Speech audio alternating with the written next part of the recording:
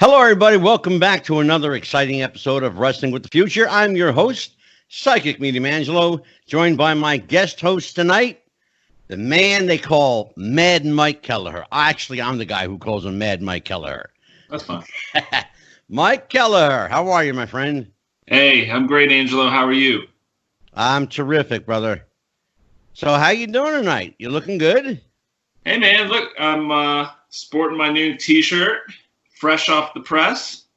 Yes. It's a lovely shirt, by the way. Look, I want everybody to see. There you go. Look at that. It's it's everything's going good. We have a lot to catch up on, but Oh my God, yeah, busy week in wrestling. Yeah, and busy week for us on the show because we said goodbye to Jeff last week. Yeah, and the ref, and so it's been I've been nonstop, and so yeah, we have a lot to talk about, my friend. Oh yeah, well Jeff's departure from this world left a big gaping hole in a lot of lives. Felt everywhere, especially on this show. Of course, his parents, of course, his friends, his extended family, and his wrestling brothers and sisters all miss him. And his co-host here is lost without him. I tell people, I'm the host of the show, but Jeff was the star of the show. Yeah, and that's absolutely. The truth if there ever was one. He was the most unassuming guy, but he could control a room like nobody. Oh my God, yeah.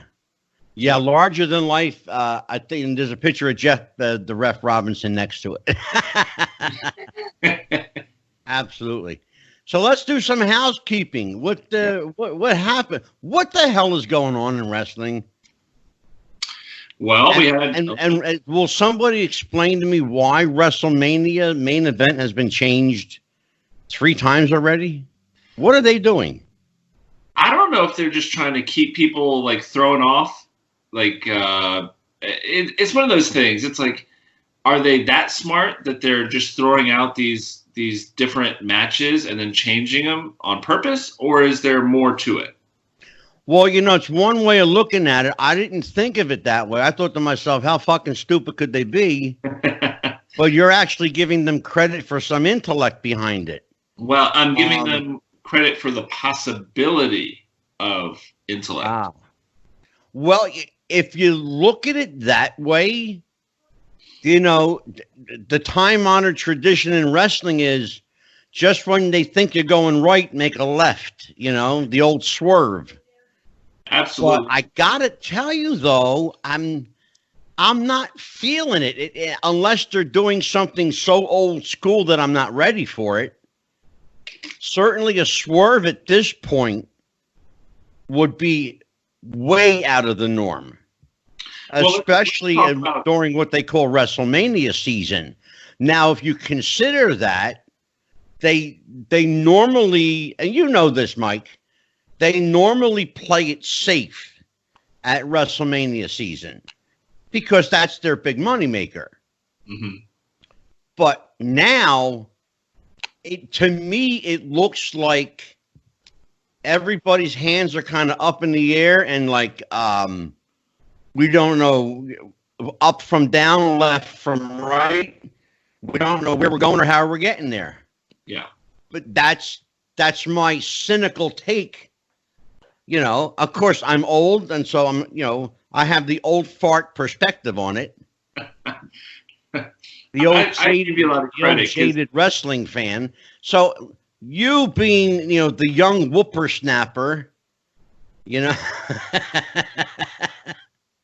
Yeah, you. Oh, okay. So tell me, give me a youthful perspective on this madness.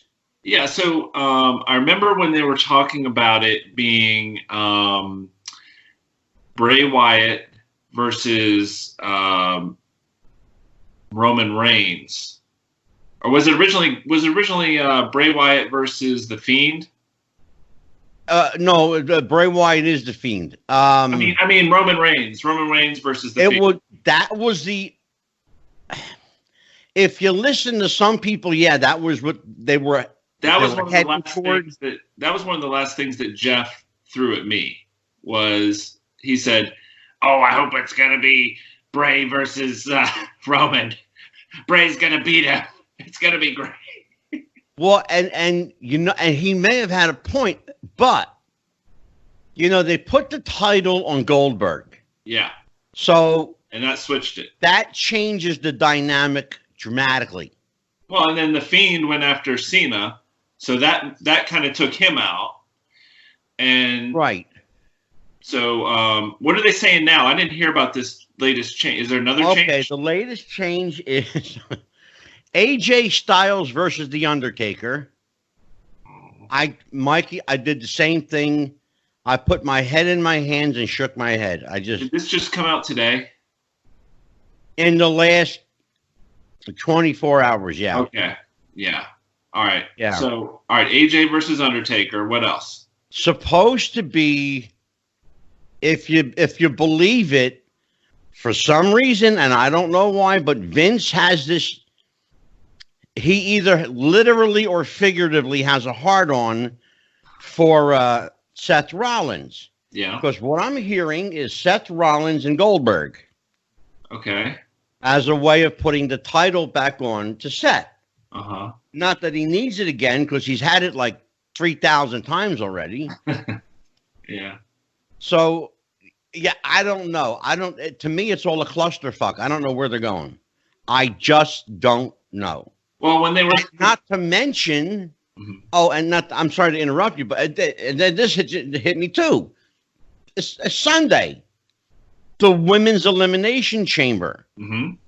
It was a complete and utter disaster, not only by the experts who cover this stuff, but by the fans in Philadelphia who took a giant shit on it.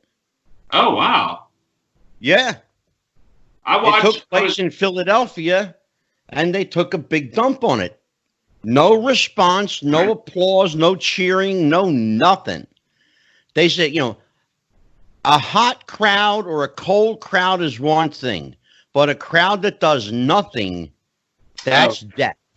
Mm-hmm.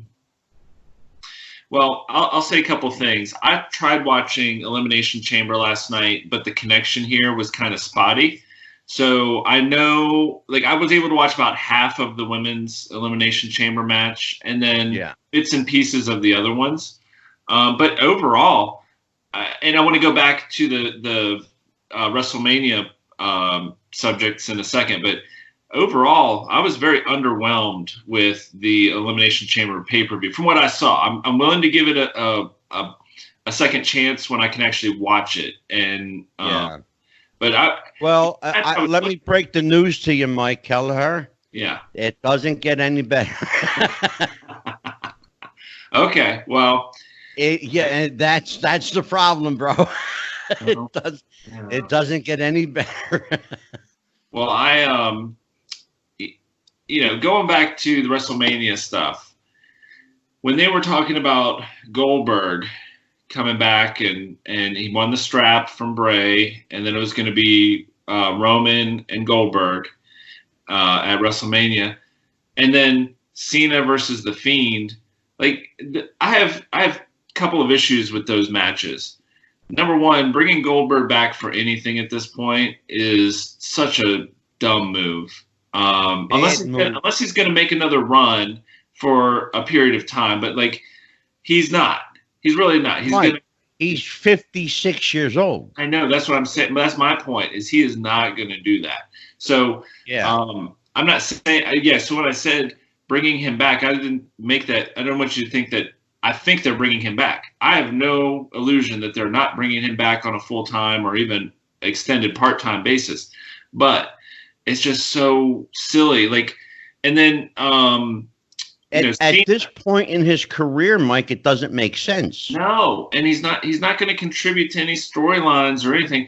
Now, what they could do is what if they bring him in as a manager or some sort of mentor to somebody, and he could be like a Ric Flair was in his late years of his career. Funny you should say that, because Bully Ray Dudley on the podcast Busted Open suggested exactly that. Hey, great minds think alike. Bully Ray actually suggested that he would be perfect as a manager. Yeah. He could do a squash here and there and exactly interfere. I mean, he's still in fairly good shape. Oh yeah. You know, his body lost a lot of mass, but he's not 30 years old anymore. You know, you're talking about at the height of his career was 25 years ago. Yeah. Which is insane. Well, yeah, but I mean, you think about a guy being 30 and he's 56 now. It's 26 years now has passed. You know, nature doesn't stop for anybody. No. You know, and you can only spend, I don't care how much time you spend in the gym, there's only so much muscle you can build. Well, Angelo, you seem to have found the fountain of youth, so maybe you could share it with the rest of us. No, this is just makeup. Oh, okay. Well, you know, I want to say one thing real quick. So, Cena and The Fiend, like, that does nothing for me either. Is Cena going to come back on a regular basis, or is he just... No. And that you made the point. You exactly made the point. Is he going to come back? No, he doesn't want to. They're bringing back, and this is what bothers me, Mike. They're bringing back the old guard, and they do it every year at Mania. They've got a roster full of people at the main roster. They've got a whole crew of young rookies at NXT, all of them trying to make their WrestleMania moment, right? Mm-hmm. And what do? They bring back people who have had their WrestleMania moments and then some. Oh, yeah. Shawn Michaels, The Undertaker, John Cena, Stone Cold Steve Austin's coming back. What? Yeah. Why? Okay. Now, look at that. Wait, it gets better. Okay. Randy Orton and Edge. WrestleMania match. I saw that coming. Okay. Edge is another guy. He was happily retired. He doesn't need the money. He's very financially secure. He's very well off. The accounting services of Angelo DeCipio. Exactly. I'll be happy to do his books for him. Yeah. But here's the thing, though. Why are you going to bring back the same old guard? I hate to call them what they are, but they are the old guard. You know, because you need to pop the seats at WrestleMania because your current roster can't fill the stadium. Well, and that's why they're doing it. Well, yeah, but you think about, let's dig into that just a little deeper. The fan base of wrestling is not getting any younger. So right. What do the fans that have been following for 30 years want to see? They want to see Stone Cold one more time. They want to see Edge come back one more time. True. I would like to think they don't want to see Goldberg come back again. And I'll even throw this out there, Angela. Here's a question for you, my friend. Go for it. Do you think The Undertaker is partly to blame for the way they keep bringing people back for one match a year? Yeah, absolutely. And I'll tell you why. The Undertaker made a big grand to-do of it by laying down his leather coat, his hat, and his boots in the center of the ring. That's always indicated my career stops here. This is where it started. This is where it ends. But no, not with Vince McMahon and not with the WWE. Because the lure of the money is just too great. Yep. You know, I can tell you that Mark Callis does not need the money. Not at all. I would hope not. But Oh no, he's he's probably got the first dime he ever made. Well, I'll say this. For his health and safety, like, I just wish he would just ride off into the sunset and You and everybody else. you know what? Here's what I think should have happened. He should have lost to CM Punk, ended the streak, and then done right there. He did have a couple of good matches after that, like with Triple H and I think Cena. But overall, like CM Punk should have been the one to end the streak. Well, yeah, and I agree with you that why they chose Roman Reigns to do his swan song, alleged swan song, was beyond me. I still don't understand it. And why go through all of that, and indicate that your career's over when you came back the next year? Yeah. In fact, he came back in less than a year. There's a furniture store down here. It's called Haynes. All right. And every single week they have a sale. And it's like, this is our one time a year sale. Blah, blah, blah, blah, blah. Well, yeah, that day only comes around once a year. Exactly. So, it's like WrestleMania. Okay, I'm retiring from this WrestleMania. And then I'll work the next one. Yeah. Yeah. Well, they should have kept him retired. I mean, for his sake and for the sake of the business. I mean, he's not going to be. And that's got Vince McMahon putting out is not going to get any better. Yeah, and that's got Vince McMahon written all over it. Yeah, that's Vince's call. And if we dig a little deeper, what he needs to do is develop more talent to sort of come up the ranks and take some of those. No, spots. They have the talent. That's the problem. They're not using it. Yeah, that's what I'm saying. They need to develop those characters so that people love them. Like, oh, now wait a minute. Hold up. Back up there, Kelleher. Oh boy! Because you said two things that contradict each other. What? Yes.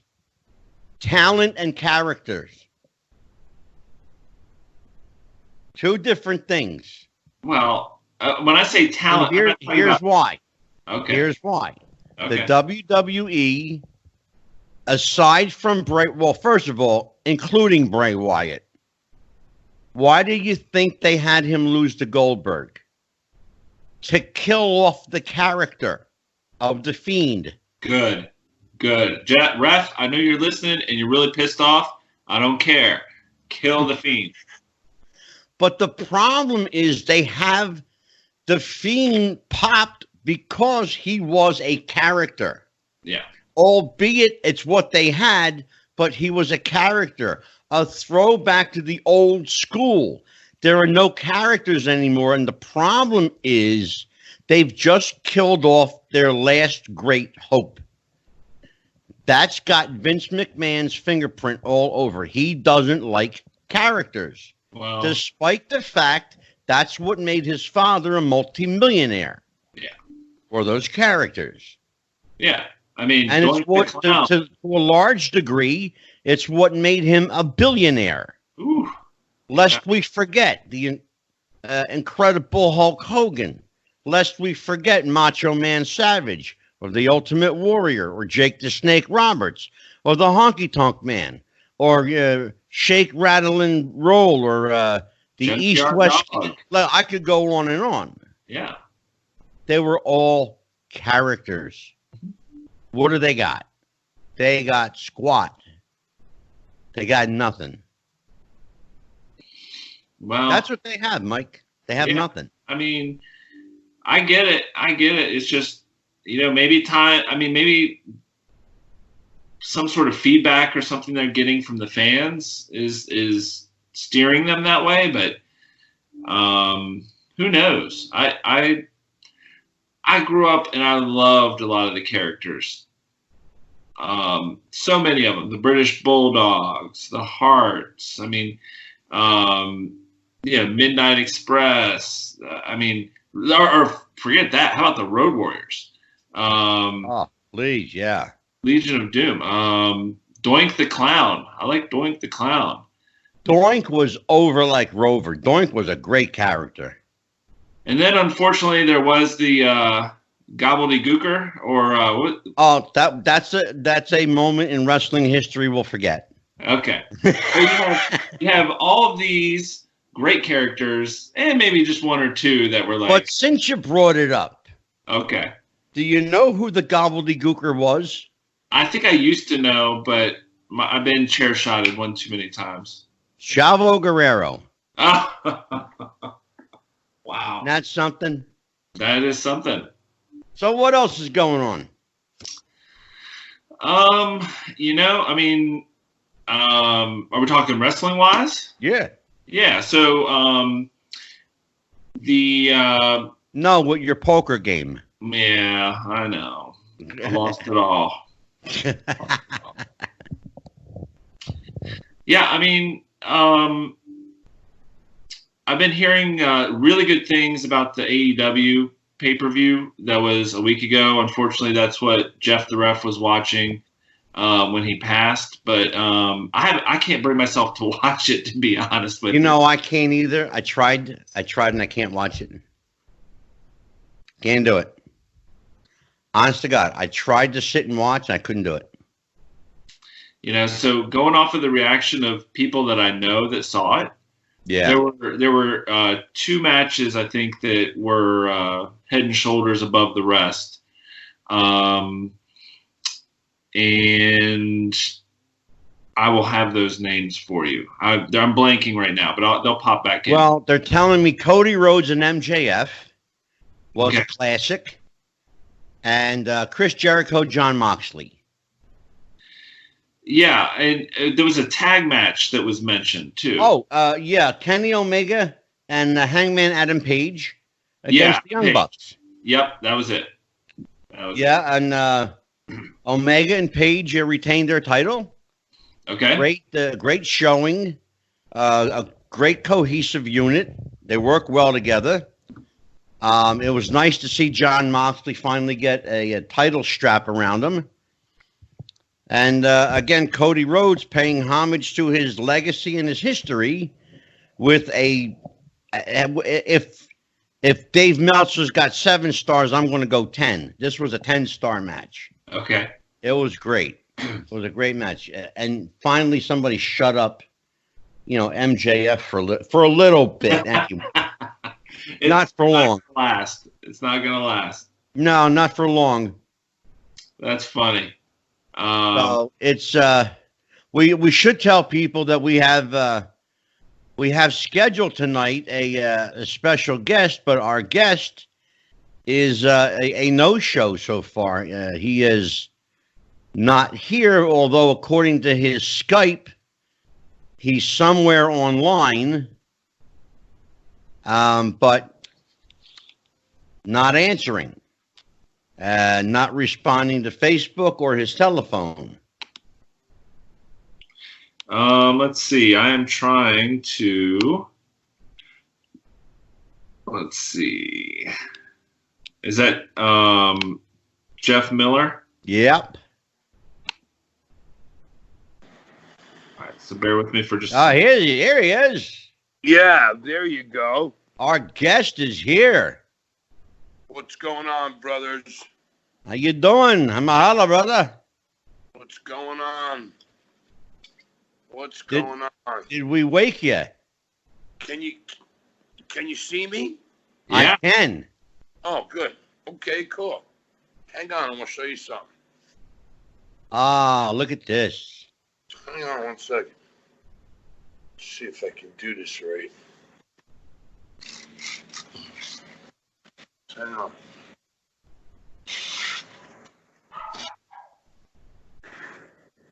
The suspense is getting to me. Hang on. Oh my God. Ooh. Oh. Right out there is Pearl Harbor. Oh wow. That is absolutely breathtaking, Jeff.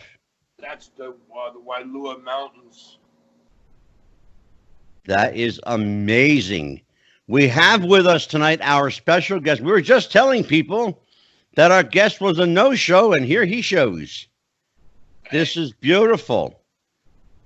You know who that is. Guest, I'll tell everyone my special guest tonight is a man who has spent the better part of almost 40 years in the wrestling business. 32 years. 32 years. Well, it's close enough. We're in that ballpark, baby.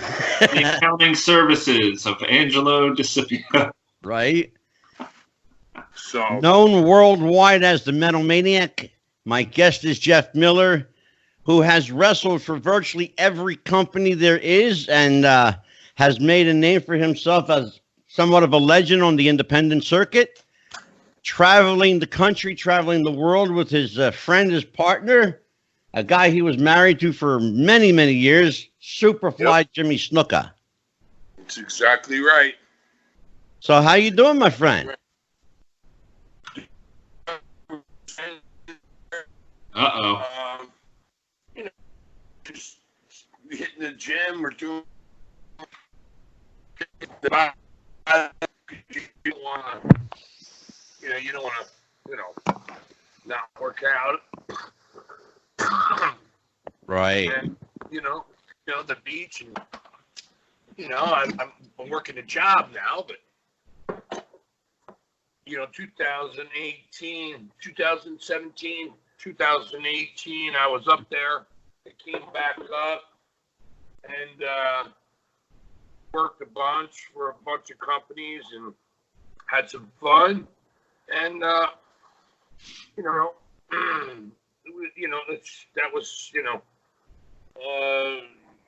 you're in your body, you gotta kind of be careful because, I'm 56 now. I'm not 26 anymore. Right. So you gotta really you gotta do it right. Yeah. I went up, I had a good time. I seen the boys, met a lot of these young kids. They're very talented. And like Matthias Glass and Kenny Bengal and Sonny Case, the Meadowlands Monster. Holy cannolis. Have you seen that guy? Oh, yeah, sure. Good guy. Good guy. He's going to be the next big thing. I mean, the guy's big. Yeah, he's Jeff is referring to Lou Bruno. Yeah. Lou Bruno is a legit 7-footer. Yep. That tips about 340, 350. He's literally a giant of a guy. Yeah, he's like 340, but he looks slim. I know, and he can move. Yeah, he can move. He can jump off the top out into the audience, and he's crazy. Yeah. Jeff, before you joined us, we were talking about, guys that are working past their prime. And we mentioned, The Undertaker, Bill Goldberg, Stone Cold Steve Austin, guys that they're bringing back for that WrestleMania pop. You've been around this business a long time. Aside from the financial interest, what reason do they need to bring these guys back?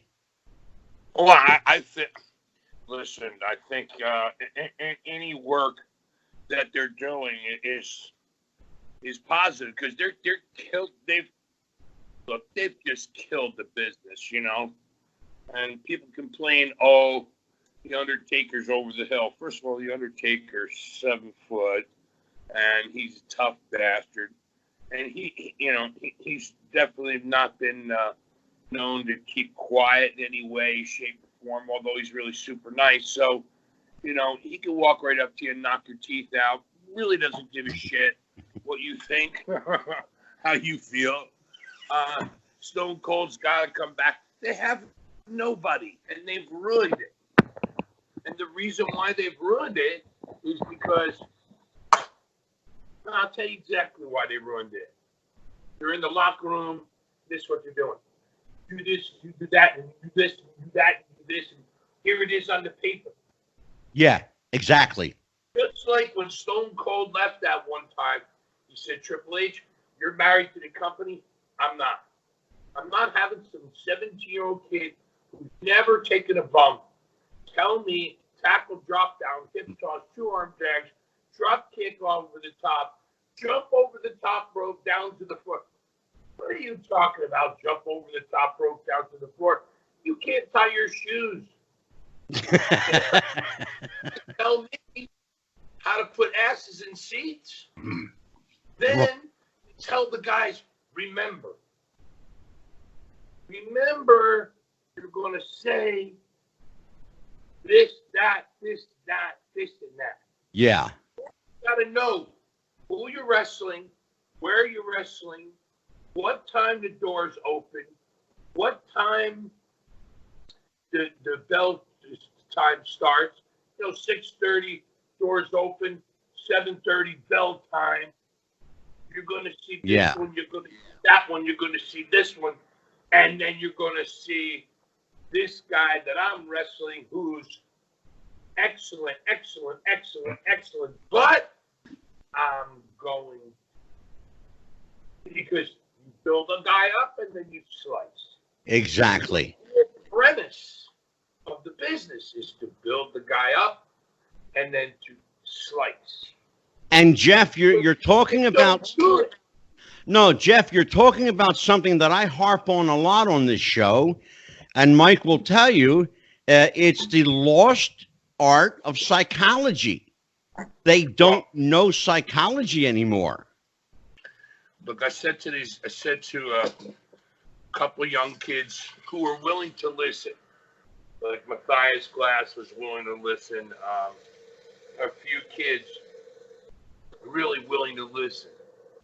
But 99% say, oh, that type of wrestling is dead. I'm like, okay, it's dead. So the next day, I'm literally in the locker room. They're telling me that's dead. So the next day, I'm working with this young kid. He's got maybe 5 matches under his belt. So I said to him, okay, listen, just what you do at the beginning. When the time is right, throw me off the top, do your thing, go home. And he goes, that's all you're going to tell me? I go, yeah, why? He goes, well, don't you want to? I said, no. I said, well, I'll tell you what to do out there. He goes, you're going to tell me what to do out there? Call it in the ring. Yeah. I said, why? You never did that? He goes, well, I've only had 5 matches. I said, well, that's okay, because I know what I'm doing. I'll take care of you. No problem. He said, well, my mother's out there. I said, good. Where's she sitting? Well, right in the front of it. I said, don't worry. She'll see you. So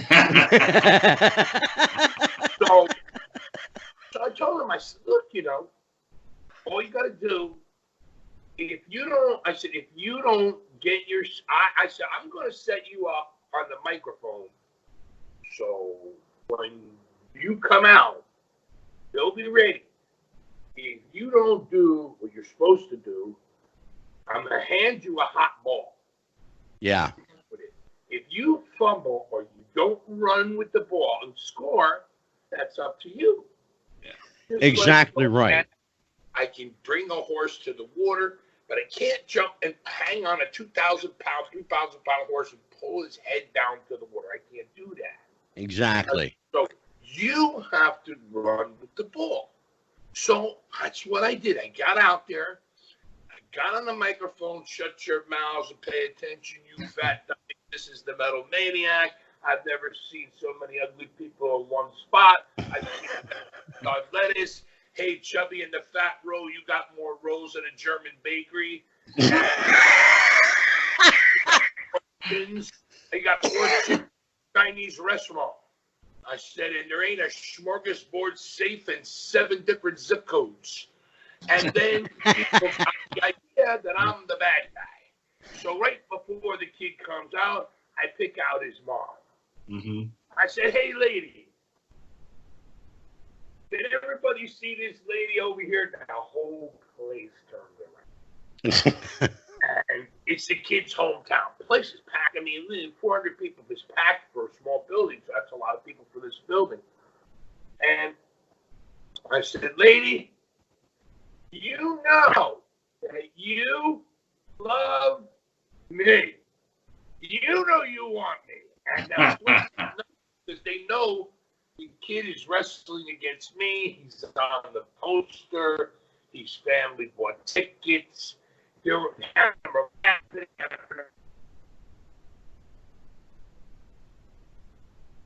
Oh no! Choo! Come on. Oh God, Jeff froze up. Uh-oh. I didn't think it snowed in Hawaii. Jeff. Here, Oh God, Jeff froze up. Let me see if I can't get him out and then bring him back.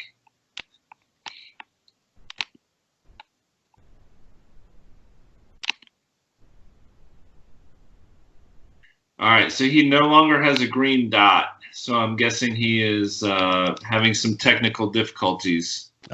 Okay. So, all right. Well, let's see if we can't get him back in a minute, but yeah. You know, Oh yeah, we got him. We got him. Oh, you got him? Yep, we got him. Okay. Yeah, he's coming in now. Okay.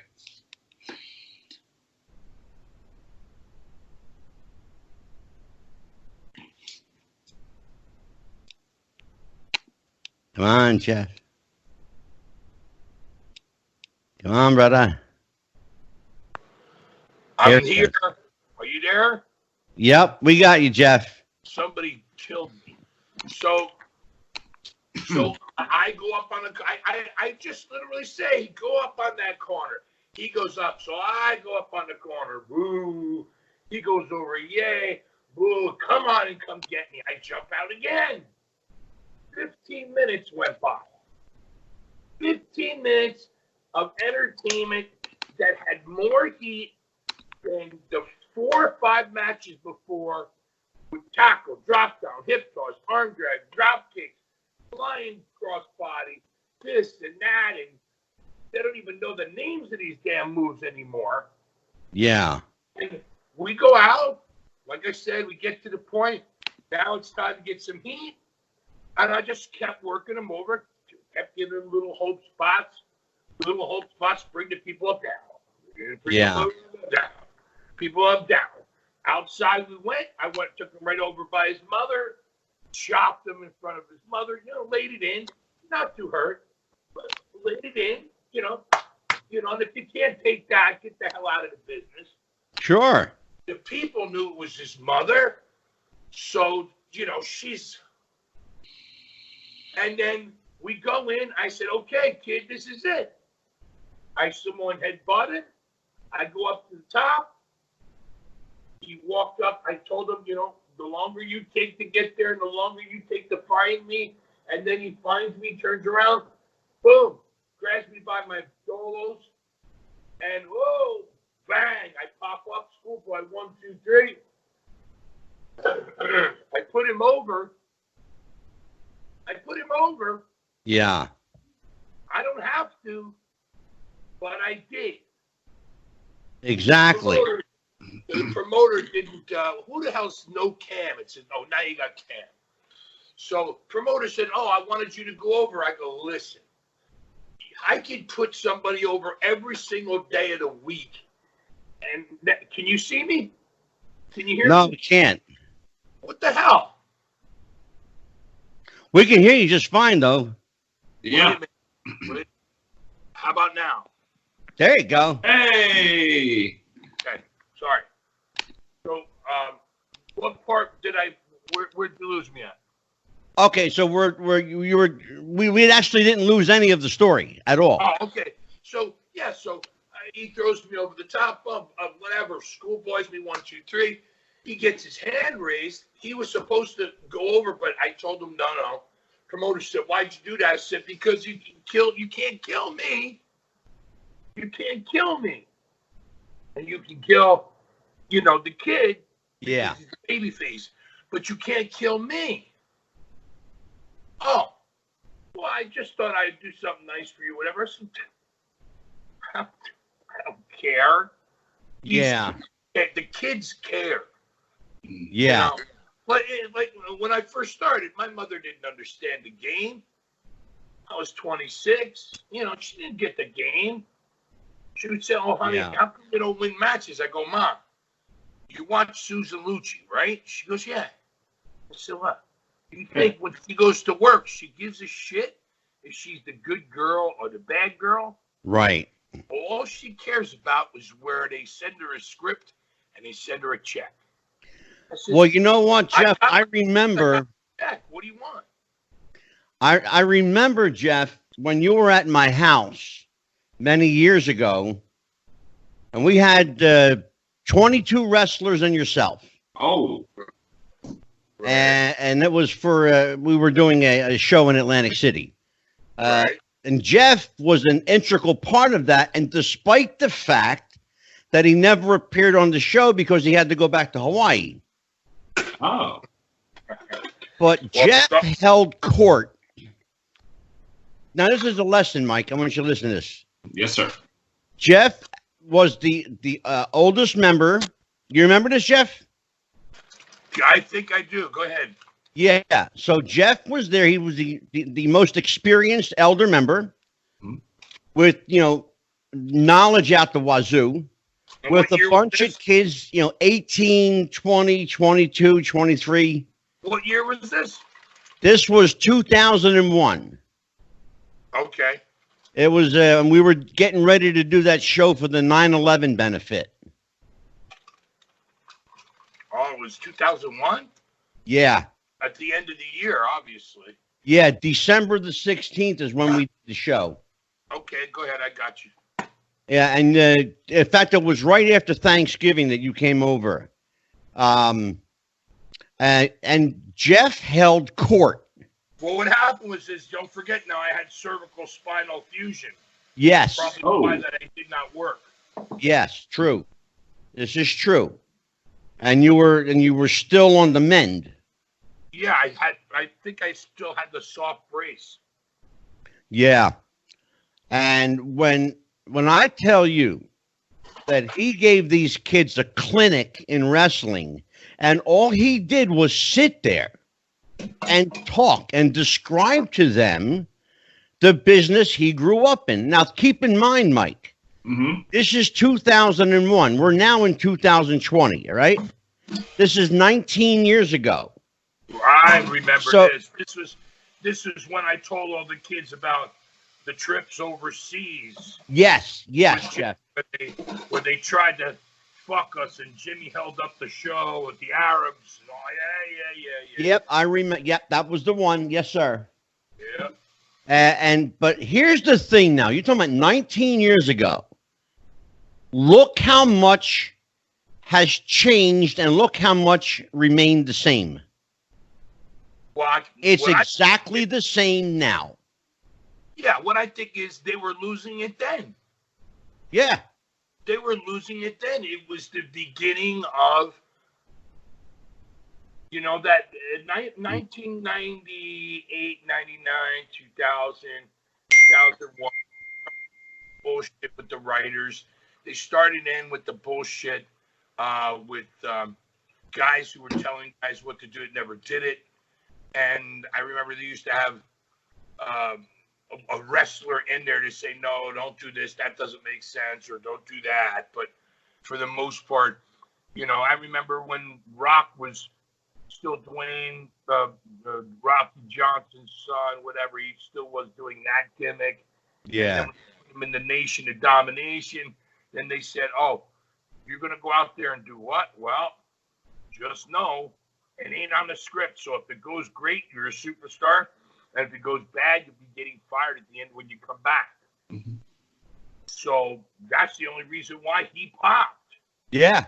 That's the reason why you can't just have an athlete can't talk or just has a look or talks and looks and can't walk and talk. You got to have the whole thing. And look, I don't know. I see wrestling today. I mean, obviously Brock Lesnar is, he's a big, tough guy, you know. Yeah. Taking nothing away from him. But if you ever watched his interviews when they didn't have him with Paul, Yeah. if you look in his eyes, he doesn't believe. No, you're absolutely right. Because he's used to punching guys in the face. So Yeah. to him, there's no connection, and I could see it in his eyes. That's why when they put him with Paul, I knew they were going to put him with somebody because he didn't have the connection. Yeah. You know what it was, Jeff? It was empty. It was empty. He's all brawn. He's all brawn. He couldn't speak. And throughout wrestling history, guys who were great in the ring but couldn't talk, they gave them managers. Yes. So Right. that was a great move. Jeff, let's talk about the art of the promo. You're a guy that's known for taking a stick and running. Yeah. And you don't use a script. You never have. You never will. Nope. Because that's you. And I know that you give you the bullet points and say, okay, go. 3, 2, 1, boom. Yeah. Right? All I would ever really need is the name of the place, what time it starts, and who I'm working. And Yeah. I would start out with where it is, who I'm working, and and then I'd come back to where I was working and then tell them what I was going to do. So they heard it twice. Exactly. Dusty Rhodes used to do the who, what, where, and when, and he did it all in the first sentence. Right, and then Gordon Solie would be exactly where and what time. Exactly. Dusty would come out and go, Ric Flair, I'll see you in the Omni in Atlanta, 8 o'clock, Ric Flair. I'll see you in the Omni. Be there at 8 o'clock. I'm going to be there at 7:30 when the doors open, Ric Flair. Yeah, and then You knew everything in the first Gordon Solie- sentence. Then Gordon Solie wrap up. That's this Thursday night at the Omni. Blah blah blah. Get your ticket. Exactly. Mike, you got a question for Jeff? Yeah, well, Jeff, number one, thank you for coming on the show. And I understand you and Angelo have a long history together. Yeah, and, we're good buddies. It's really great for you to come on here. Just so you know, I'm not in the wrestling business. I'm a fan, but I have a perspective that I bring to the table and try Well, and. you look like one of the boys. Well, Jeff, Mike is the one of the stars of a show called Legacy List with Matt Paxson. He's the stuff expert. He itemizes and appraises items for people that are cleaning out their houses, and it's seen all over the country. Mike is seen all over the country on PBS. Yeah. Like, what do you think of that pretty mirror behind the brother there? Isn't that a nice mirror? What do they call that? What's the type of ask that they call that? That's the what's that? It looks like a gold finish on the frame. Old like what's gilt? the old, That's called Italian Provincial. yeah, is it provincial or is it what's the other word? What's that other word they use? What's the other word they use for that old school? Not Elizabeth. Old, Victorian? Oh, Victorian. Yes, old Victorian. Yeah. I don't know. I love it because his wife. He's got the beard. He's ready to get in the ring, and he doesn't know about old Victorian, brother. Get it right. Yeah, I'll tell See you that.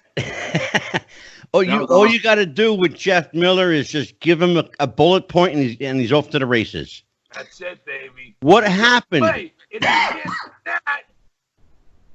you cannot do that, I can't understand. But then again, like I said, putting a manager with him was a good idea. But the writing is stupid. That's a whole nother thing. In fact, Mike's got a question for you about writers in wrestling. I'm sorry I interrupted you. Good. Oh, no. Well, in preparation for the show, I was kind of looking at some of your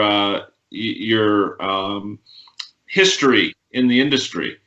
And so, I've seen you won multiple championships. I've seen you worked with many, many different promotions. But one of the things I wanted to ask you, so, online it says like around 2017 was when you retired. Are you still retired, or are you doing some? Well, I actually, somebody said I was retired. Then the Wikipedia changed to semi-retired. Okay. It's updated by people or whatever, or friends or whatever. But I took off 2 years, and then I came back because I was beat up. So I took off 2 years, picked up a job back in Hawaii, and then I went up for a year from the middle of 2017 to the middle of 2018. Then I got a job offer that was awesome. I've been working on this job for like 4 years. I couldn't get it. Finally, so you got it. I'm like, all right, it's got all the trimmings. It's a state job, and excellent hourly plus your benefits, and your whatever, your 401k and everything else. And not to get political, but now that the man with the orange hair is in, it's gone expansion going. And so, despite all efforts, we're doing all right. So, I had to, take that spot. I mean, Yeah. And I can't tell him, hey, I got to leave. Now, my good friend Steve Offey, his son, Aleki Lee, he's got this little company, and he's working with WXW, and got this little company, brings in, like C-list people, D-list people off the TVs, and they don't have much of they draw about 100 people. They don't have much of a budget, but Right. Runs a few shows. He's into it. His wife is into it. His mother's into it.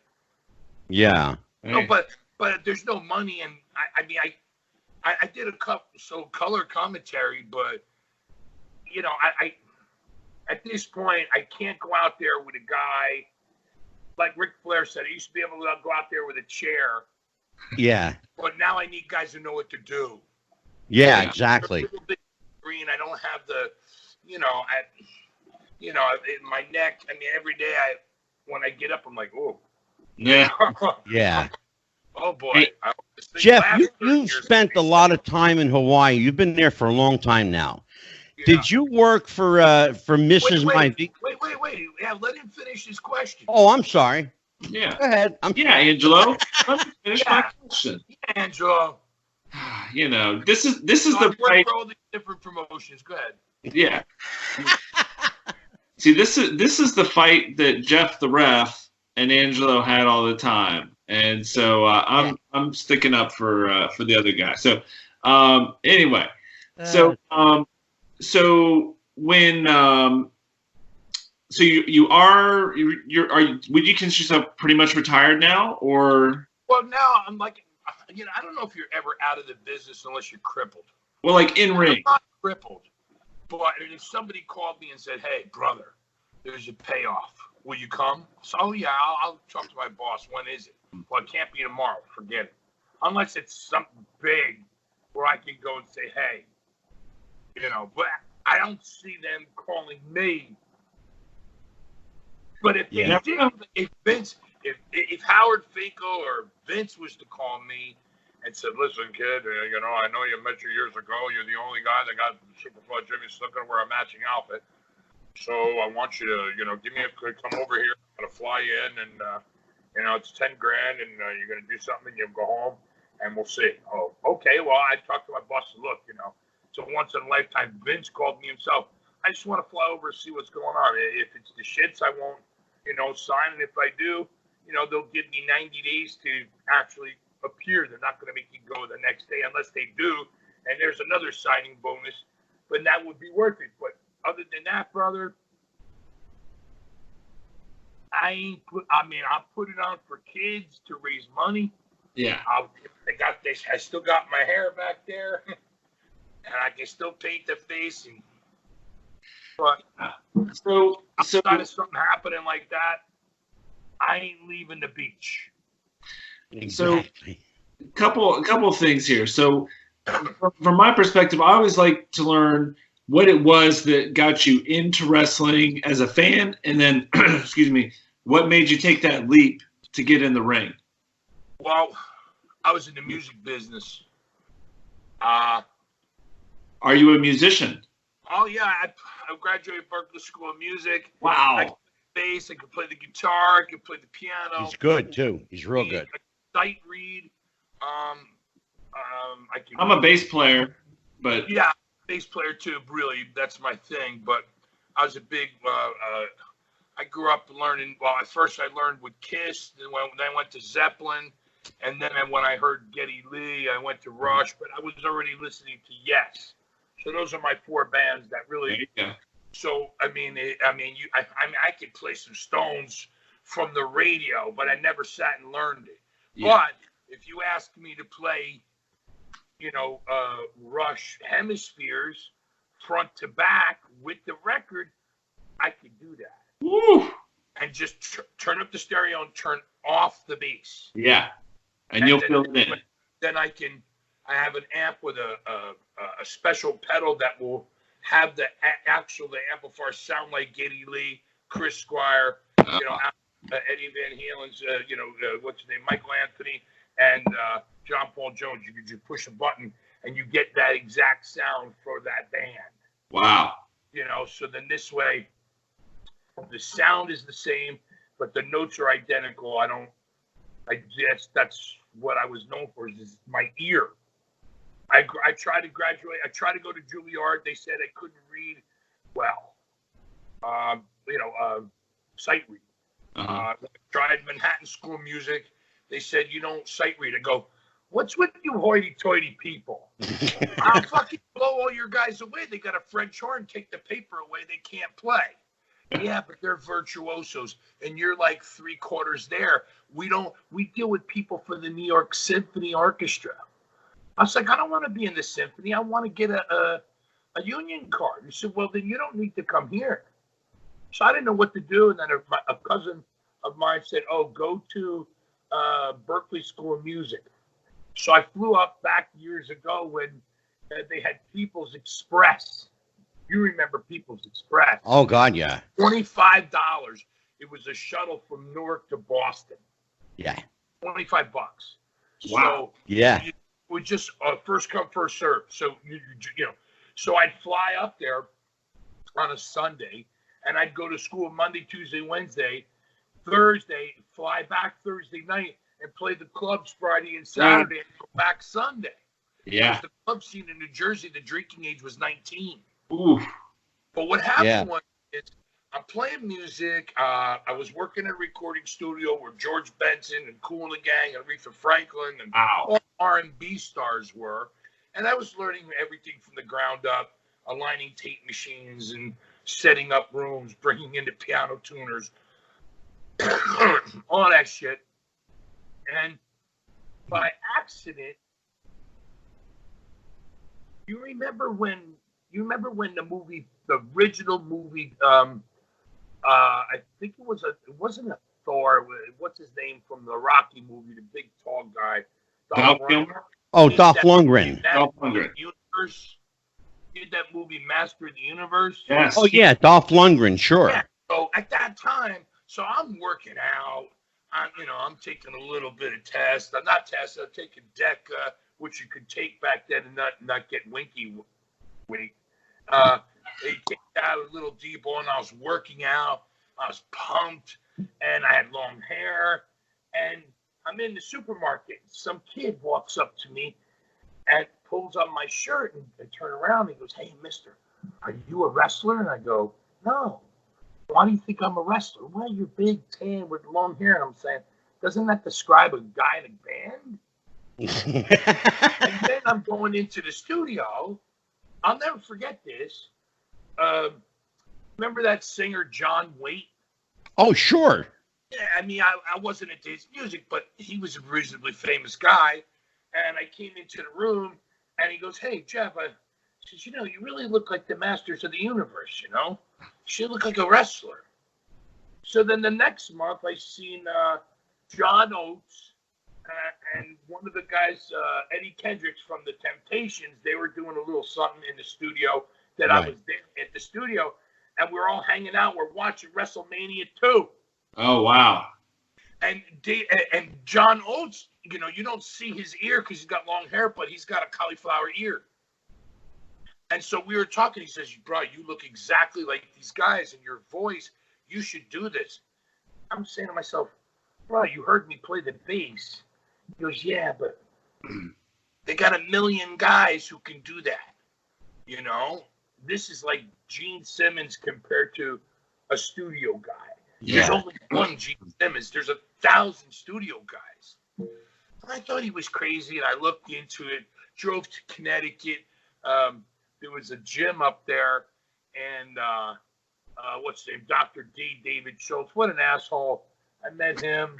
And then I went to Larry Sharp's place, and Larry just seemed all about the money. I didn't understand the business, so that turned me off. I thought somebody was going to look at me and say, oh, like that kid. But I didn't understand, you know. I didn't understand. I just thought, oh, this guy's going to bring me in and not make me pay, and you know, who the fuck was I, right? I didn't know. I had no idea what was up. Yeah. What happened was I moved to Florida. Actually, I went down to Florida for 2 weeks. I was thinking about moving there in West Palm Beach. And, you know, remember Haku and Siva Afi were the Islanders before Tonga Kid. Sure. Well, Siva Afi, he went and got the Peter Maivia tattoo, came back. They tried to make him do a job for the Ultimate Warrior. He said, look, I can't because people in Samoa believe, and they'll hurt my family. Yeah. Oh my God. Oh yeah. Listen, so he walked out. So he went to work for Burt Reynolds as a stunt guy, and I met him at a bar, and we started to talk. And the next thing you know, he starts showing me some things on the beach because there was no ring. Yeah. And then finally he says, oh, I'm going to move to raise my son, who was like, I don't know, 2, 1. I'm going to raise my son in Hawaii. You know, I want him to be around his Samoan culture. I said, oh, okay. I said, well, what about me? He goes, what about you? I was like, I want to learn. Come on, you know. He's like, okay, if you move to Hawaii. I didn't hear anything else past there. I knew he said something. But when he said, well, if you move to Hawaii, and I went. Exactly. Went home. My cousin was a musical equipment broker. Okay. And he used to rent out all my PA system to Joan Jett when she played the clubs. This is before she really cracked. This is before Joan Jett really cracked. Okay. Twisted Sister and Zebra and White Tiger and Prophet really ran the music scene in the Northeast. This is before their record deals and all that shit. Before Bon Jovi was thought of. It was a band, a game. They were a Queen show. It was Bon Jovi's band without Bon Jovi. Because really, you had to be able to sing Zeppelin, Rush, or Journey, and he couldn't do any. No, he could. He could. It's true. I'll tell you a story later about Bon Jovi and his brother and all that from you know, CBS and all that. But he said, all right, move to Hawaii. So I called my cousin. He sold all the equipment in like 2 weeks. So I had like 50 grand in the bank. Wow. I had a vet. There was a 69 vet, numbers matching. Sold that to Corvette World in Pompano Beach, Florida for another 50. Wow. 69 with 18,000 miles on it. Original rubber. You can't buy rubber from the 60s. No. And 80s. You could buy rubbers from the 60s. It was gone already. It's like marble.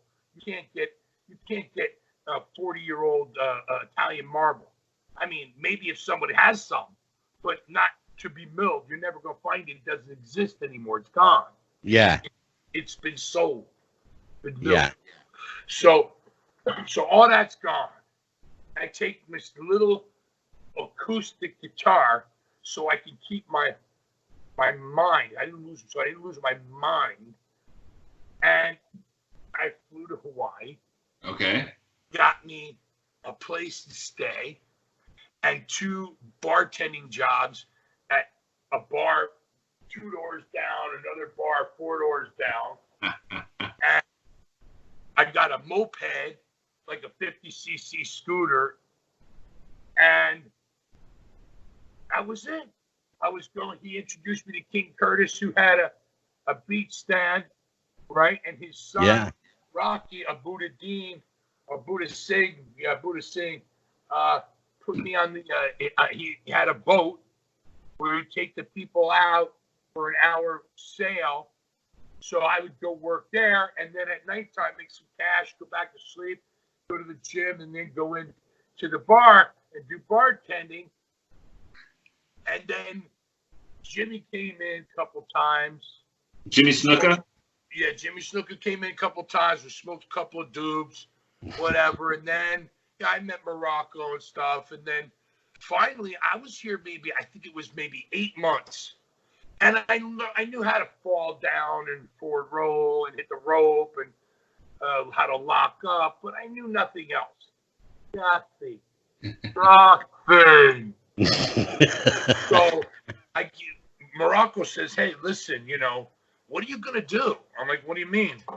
He's like, you got to go. I'm like, go. I just got here. Are you kidding me?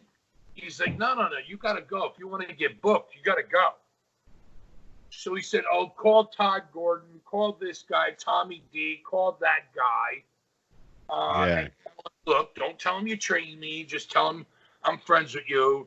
And, work out. We smoke a joint together.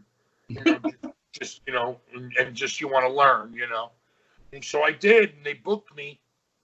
And that's where it started right from there, And that first night, I hear Jimmy's in a locker room away from the boys. I don't know, to go and meet the boys. Hi, how are you? Nice to see you. I don't know none of that. No one told me any of that. Yeah. Purposely, so I learned it on my own, which was bad. I wish you'd told me, but so I went right to Jimmy's office, and I got all these candies and treats you can only get in Hawaii. There were more stuff for like snack candies, like savory stuff to snack on, so you could have it with beer. And I knew Jimmy would know what these things were. Although he grew up in Fiji, he was here in Hawaii since he was 10. So, he used to deliver beer for Budweiser. So Jimmy wasn't stupid. He knew what the shit was. Like ahi beef jerky, which is sushi sliced, made into jerky. So, you drink that eat that with the beer. That's good stuff, Yeah. I brought him bags of this stuff and different stuff, dried squid, squid meal, but a little different, not without the garlic, but it was dried, good stuff. So he's like, and then I bring him those lavas, that the Samoans wear, and I was already wearing one because Siva was Samoan, so he had the Samoan tattoo. He's a high chief. He was Peter Maivia's real blood nephew, not married or very close nephew. Yeah. I mean, God, not just Samoan blood nephew, but real nephew. So he's looking at me. I got the slippers. I got the lava. I got the Hawaiian strength shirt, and I got the face paint. But he'll recognize me from when he was down with Siva. I told him I was friends with Siva and that we had met before, but he didn't really make the connection until later on, back at the next day. Because, all right, so they did the funniest thing. So they said, all right, listen, so you're going to do this angle with Jimmy, so next month you can come back and work with Jimmy. I said, okay. All right, what do you want me to do? They said, well, just go in, and Jimmy's going to what's his name is going to do this, and then you're going to do that, and then just feed Jimmy once, twice, and Jimmy will say, get out of here, and you get out, and then we'll have Tony Stetson hit you with a chair, and then you can work with Jimmy, you can work with Tony, Jimmy, Tony, and learn, and be with Jimmy and Tony and learn. Sounded good. So then that night, I said, thank you, Jimmy, but I still had my gimmick on. So the next night we're at Tommy D, and I hadn't gotten there yet. So Tommy D goes, hey, brother, you know this guy? And he goes, no, I don't know that guy. I never seen that guy with the poster, you know? So I come walk in, and he goes, hey, brother. He goes, bro, I just asked you if you knew this kid. You said no, so I don't know him like that, but I know him like that. That's how I know him. So I went out with Cousin Luke, good guy, and I hurt my knee because Tommy D's aprons weren't like here. They were like out here. So here's the rope, and then here's the apron. So when I did this move where you jump on a guy's back and he moves, and I take the thing in the groin, I banged my left knee on the side of that ring sticking out, and it really hurt. So he goes to shoot me off, gives me above this and that, blah, blah, blah. We're going to go outside. I said, let's just go outside. My knee. And so we went outside. We fought all the way back. So then Jimmy comes up to me and he goes, Pa, why did you do that? Why didn't you do this? Why didn't you do that? I said, well, he says, all right, listen, come back to my room. I'm staying over here. They got food. They got booze and everything. We'll hang out. We'll bullshit all night. Come with me because tomorrow I got a show if you want. Are you booked tomorrow? I go, no. He goes, come with me. You'll get booked. I'm like, I will? You will. I don't know. He's trying to tell me, don't worry, you're booked. Well, I don't know. Yeah. What do I? So he says to me, he goes, Jack, he goes, brother, man, why did you do that? Your family was there. You could have done this. You could have done that. You've been in the business long enough. And I go, bro, I told you, I just got in. He goes, yeah, but how long you been in? A year or two? I go, no, bro, look. I had one match on Maui with Farmer Boy Eagle, who was a mid-card WWE guy back in the 70s, like Johnny Rock, excellent worker, but mid-card. Mm-hmm. So then, what do you call it? He says, wait a minute, you're trying to tell me you've only had one match and you're doing this and you're doing that and hitting the guy once and flexing and all this and yeah, I see. He says, who taught you that? I said, well, you and Superstar Billy Graham and Don. Those were my three guys, as a fan. Yeah. Superstar. Then when Superstar lost, I did not believe that could happen. And I was finished with wrestling completely. And then when I saw Superstar about a year and a half, 2 years later, I go, what the fuck happened to that guy? And then I heard about Don Morocco only because he was staying in Edison, New Jersey. My aunt lived down there, and I seen this massive tan monster walk out with 2 cases of Heineken under one arm. And I go, who the fuck was that? They said, that's a wrestler, Don Morocco. That fucker's as big as a friggin' house. Yeah, he is. I started to watch Don, and he was selling out the Garden every month. So eventually, I went to the Garden once to see him, and he came on, mid-card, because that was when the main event came on. And then they had, somebody else like Sheik and Patera later on, and it was an excellent night. Went with some girl, had a good time, Mm-hmm. And was my cousin's best friend. She always hated I dated all her girlfriends. That's another story for another Triple X hour. Yeah. And then I heard. I stopped watching for a little while, and then I heard about a guy beating up Backlund. And I saw Jimmy and I go, oh, man. And then I see him do the dive. And I see him do the belly flop. And once, by the time he made the angle with Morocco, with ripping the clothes off of him, and then ending up, in the steel cage, I was like third row center. Because from the music business, I had connections to John Shear and, that was New Jersey, and Ron Delsner out of New York, who was a promoter there. He didn't promote those shows, but he was the house promoter. So right. I got in third row center, and I just couldn't believe my eyes, and I was that really just blew my mind, and so that all culminated together into Jimmy saying to me, "This is the keynote. You ready?" We get to the hotel room, and he tells me, "Why did you do this? Why did you do that? And you should know better." And in a few years, I'm like, "No, Jimmy, I told you I just got in. I literally mean I just got in."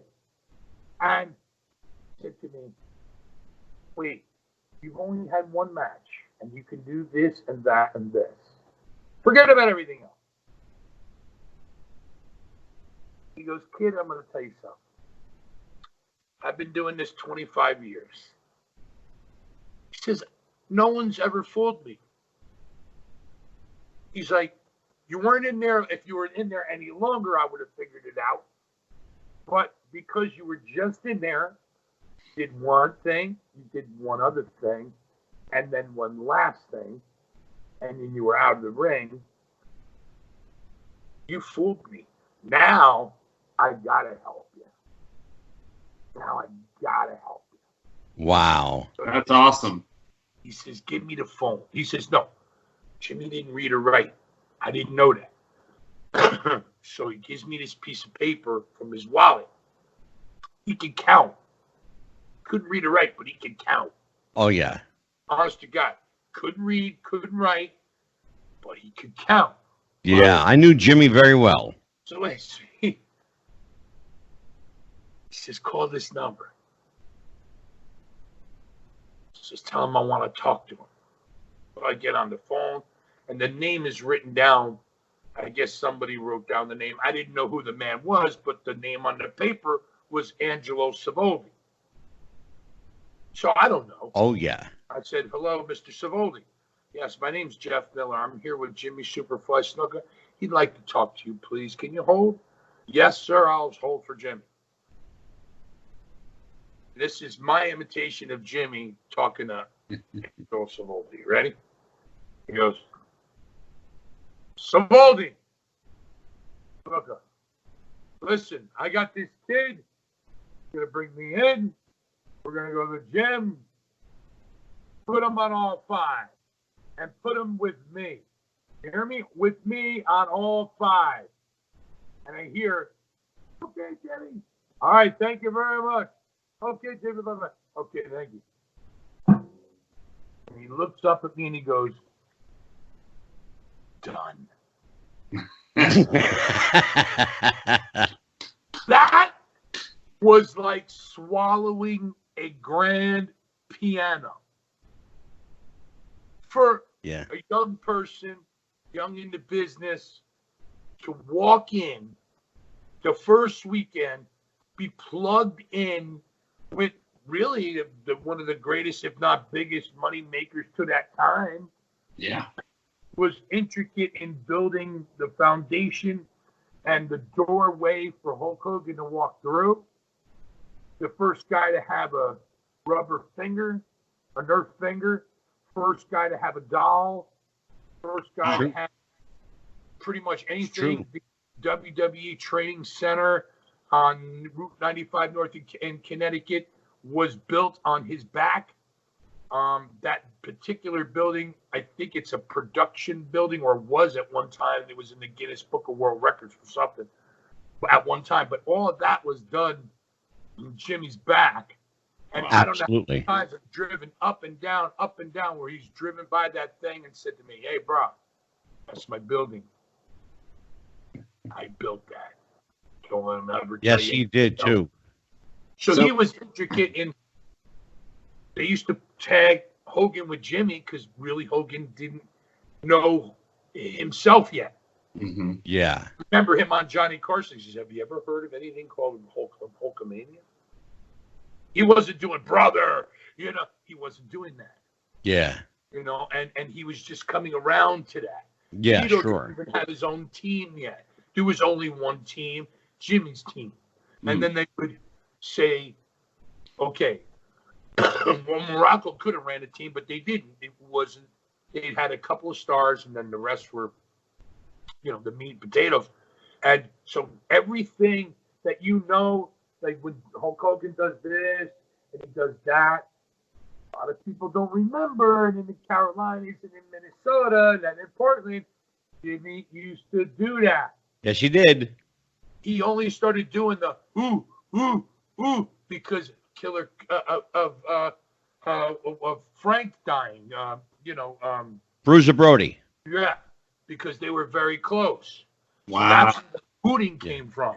Because, you know, Bruiser Brody used to be like, hush. Oh, yeah. We start Yeah. going, yeah, and so he Exactly. said to Hulk Hogan. He gave all that. Look, I'll tell you where it all went south.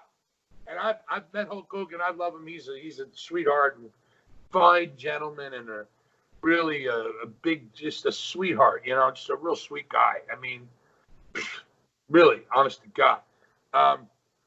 But Jimmy said, you know, there was a little tension. I'm like, why? He said, well, you know, I was just as big as him, physically just not as tall. But, you know, I was gassed up and I was partying and I was this and that. And, you know, kind of made mention, hey, you know, Jimmy's kind of outshining me. I'm like, when was this? Boston Gardens. You see Morocco and Orton against Snuka and Hogan. Orton's got the thing on his arm, the brace. Yeah. Somewhere in the middle of the match, Hulk Hogan comes in for the save. No, Jimmy goes up to the top, cross bodies the both of them. No, Morocco staggers back. Boom, he hits him in the head with the cast. Jimmy falls down to the floor and gaffed himself. Well, while Hogan's in there, clothesline, slam, punch, whatever, and you hear pop, Yeah. pop. And all of a sudden, you'll see this on the film, you hear pop, and everybody, including Hogan, turns around, and there's Jimmy on the top rope, gushing blood. And flying cross bodies to both of them. Boom, they go down. Hogan's on top of them. 1, 2, 3. They get their hand raised. But my understanding from what Jimmy said is that, you know, Hulk said, hey, you know, it's kind of stealing my heat there, man. And that was not right because Jimmy was teaching him. But this is when he was young. He didn't really know. He wasn't trying to say get rid of Jimmy. But Jimmy was on top and took that as like, hey, man, I'm teaching you how to be you. Yeah. Don't do that to me. That's not right. You know, I got to eat too, you know? Yeah, But sure. some guys, like, I just saw Tony Atlas talking about, Jimmy Snuka, he was making $8,000-$10,000 a week. First of all, the average number for guys like that, his numbers was $8,000 and $10,000 a week. Jimmy's was known to be $20,000 a week, but it wasn't. There were $40,000 a week. Oh, shit. Reason why Jimmy kept not showing up to buildings wasn't because he was drunk. Yeah, he got drunk because he was pissed. He was pissed because he would go see the buildings 3 times the size, but his check would go down. Oh, brother, you know, TV costs more money. Yeah. Fuck out of here. If you're an independent, yeah. Yeah, they were paying Hogan more. Yeah. But when you're getting paid from a network, I mean, the day after Jimmy had dove on Morocco, the next morning they were signed to the USA Network. They've been signed there ever since. Wow. True. Absolutely. Absolutely true. So, but like I said, getting back to the thing with Jimmy, he was mad, you know, for that and money, and that's why he left right after the first WrestleMania, because he was really, if you remember, he was supposed to be in the ring. Yes. And then they switched it to outside. Jimmy said, I'm telling you, I'm leaving the day after. So you better put me on the outside. And that's how that happened. Yeah. That's how that happened. And it worked out. And it worked out just fine. Because really, Piper and Orndorff in the ring, that would be Hogan and Jimmy, not Mr. T.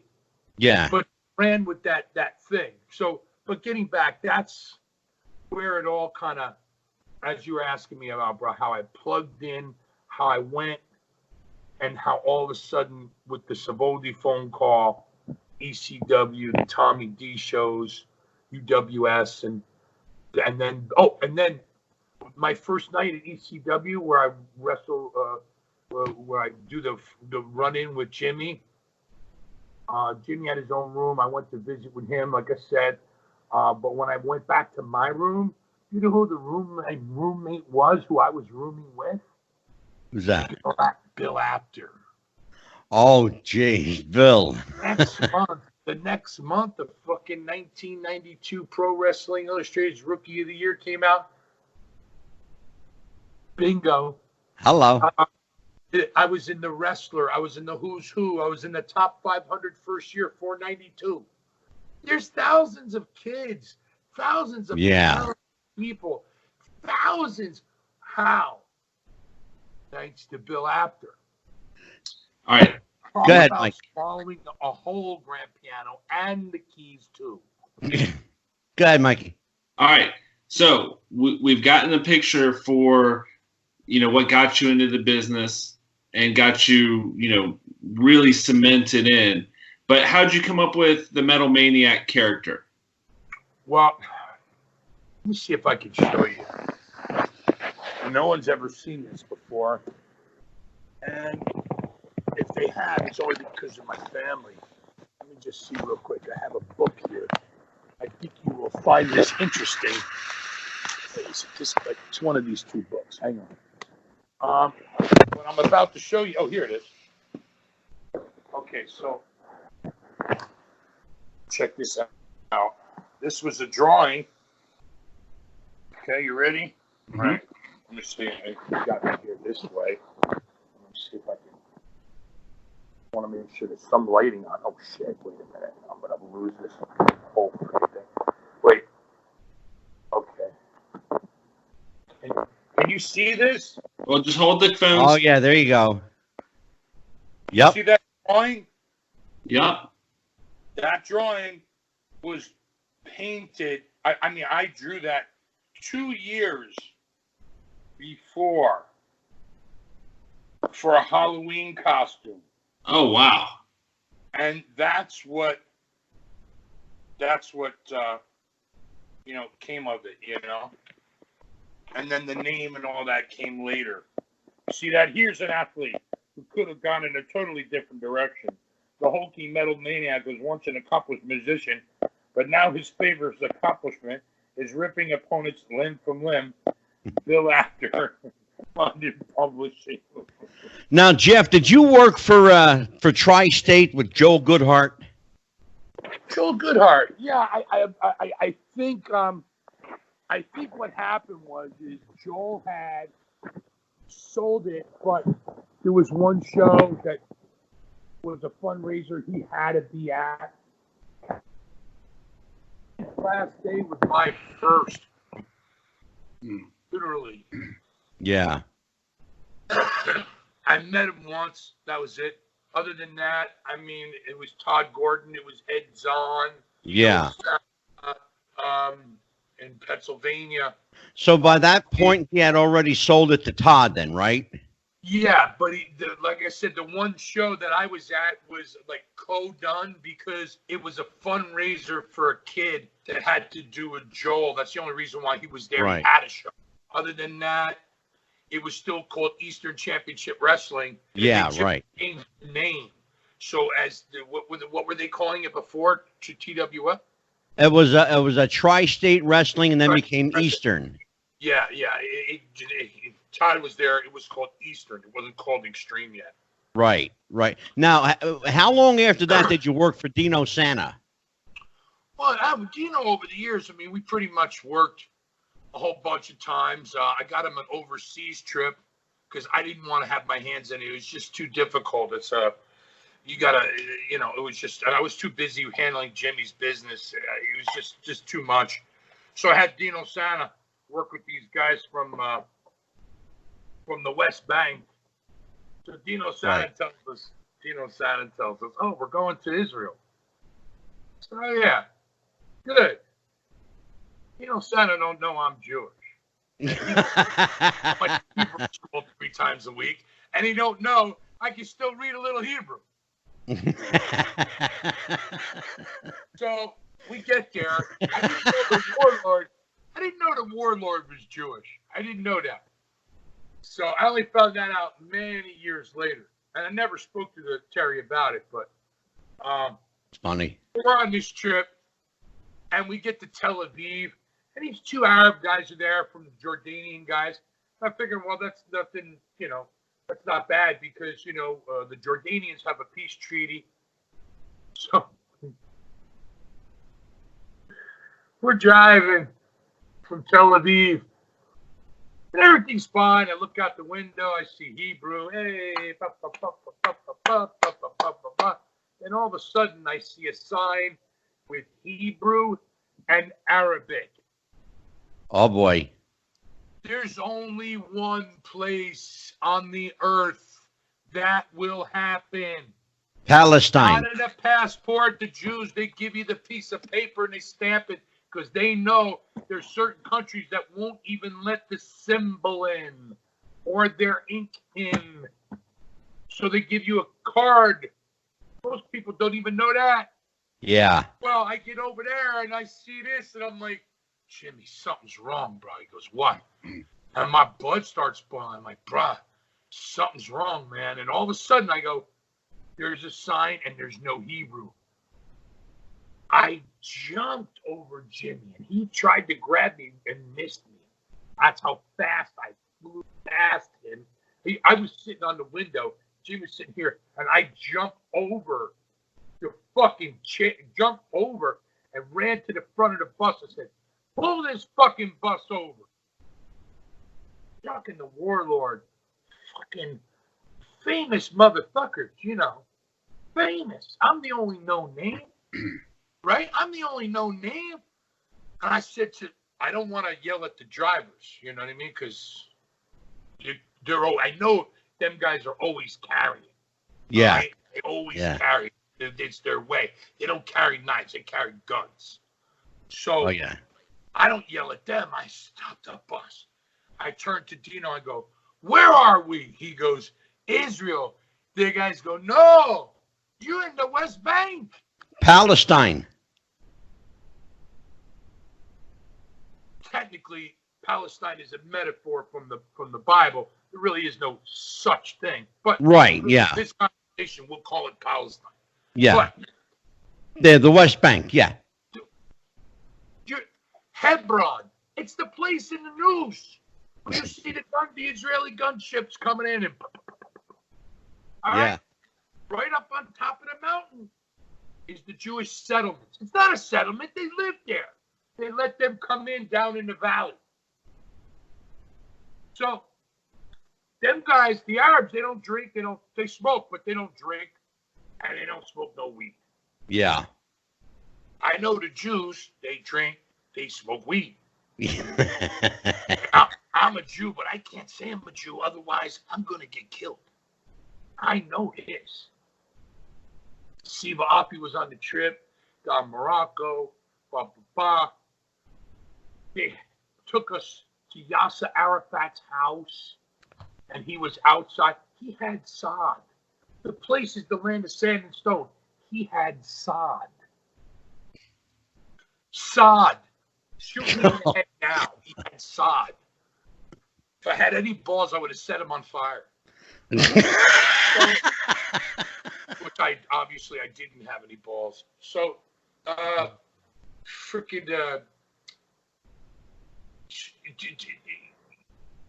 I mean, it blew me away. It just blew It's me away. amazing. Saturday, he actually got us all the way there to go to the West Bank. So that we had no smoke, we had no drink. I said to the guys, let me take care of this. So I go to one of these guys, you got to let me borrow the car. Where are you going to go? We go up to the settlement. Oh, you shouldn't go. Don't worry about it. I'm American. Just give it to me. So I drive up. Brother, I get about halfway up, and a steel thing comes up out of the ground like, and I hit the brakes. I said, whoa, take it easy, buddies. Take it easy. I'm an American. I'm a Jew. I started, oh, they start, oh, okay. Look, American. He said, American. And look down here where it says the office, Honolulu. I'm from Hawaii. I'm a Jewish kid.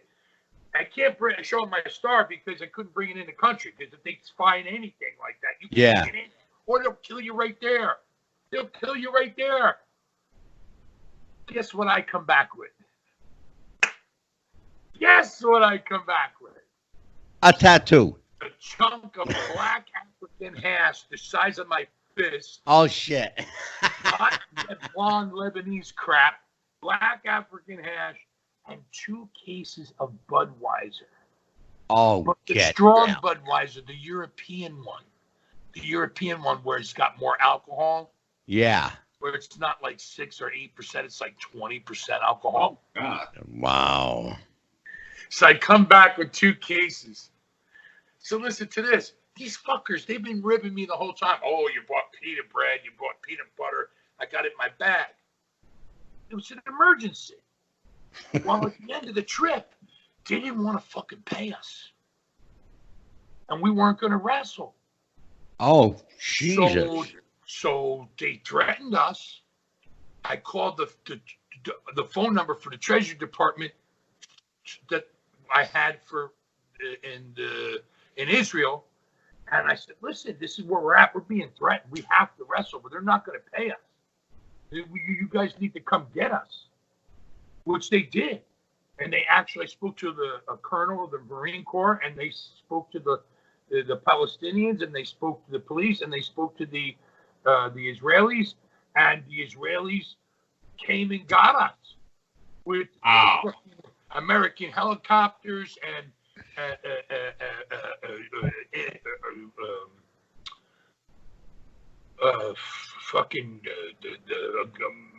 what do you call it? The Israeli gunships. They had you name it. Geez. They got us, and they had us on a bus that was an armored bus, where the bottom of the bus went like this, so the bombs wouldn't go off. Yeah. It was a nightmare. But in the middle of the trip was the fun part, where I got to finally get the hash and the drinking going. But, so that's my Dino Sada story for the night. But then there, who else? John Alexander. That's his real name. His gimmick name was John Arisi. He used to have the he used to have all the what do you call it? The sign-ups. Yeah. All that shit, where the kids come and they, the autograph session. Yeah, the conventions. So, yeah, he would put me on his convention the first year, and Bill was taking pictures. And yeah. So, I got to work with all the East Coast guys, and then eventually. Sure. Yeah, John Arisi started the first wrestling show called Pro Wrestling Spotlight. Right. And he was the first one that started the wrestling conventions. The fan conventions, I should say. Right. It was very good. The one that I went to, the first one in '91. It was very good. It really was very good. It was very Jeff, good. Did you ever work for Mrs. Maivia?